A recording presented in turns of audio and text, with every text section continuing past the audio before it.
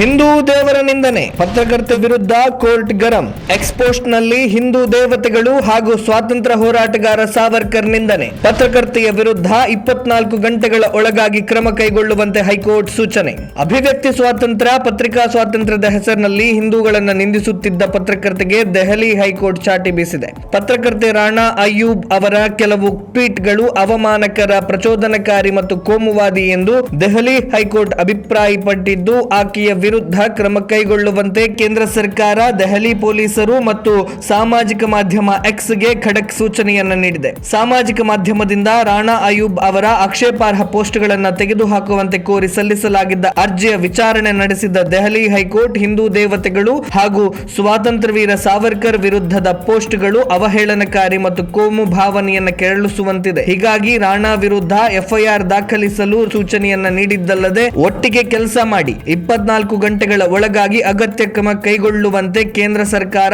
ದೆಹಲಿ ಪೊಲೀಸರು ಮತ್ತು ಎಕ್ಸ್ಗೆ ನ್ಯಾಯಾಲಯ ತೀಕ್ಷ್ಣವಾಗಿ ಸೂಚಿಸಿದೆ. ಹಿಂದೂಗಳ ಬಗ್ಗೆ ಏನು ಬೇಕಾದರೂ ಬರೆಯಬಹುದು, ಹಿಂದೂ ದೇವರು ದೇವತೆಗಳನ್ನ ನಿಂದಿಸಬಹುದು, ಸ್ವಾತಂತ್ರ್ಯ ಹೋರಾಟಗಾರರನ್ನ ಅವಹೇಳನ ಮಾಡಬಹುದು ಎನ್ನುವ ಮನಸ್ಥಿತಿಗಳಿಗೆ ನ್ಯಾಯಾಲಯ ತಕ್ಕ ಶಿಕ್ಷೆಯನ್ನ ನೀಡಿದೆ. ಇದು ಕೇವಲ ರಾಣಾ ಪ್ರಕರಣಕ್ಕೆ ಮಾತ್ರ ಅಲ್ಲ, ಇದೇ ರೀತಿ ಅಹಂ ತೋರಿಸುವ ಎಲ್ಲರಿಗೂ ಎಚ್ಚರಿಕೆಯ ಪಾಠವಾಗಲಿದೆ.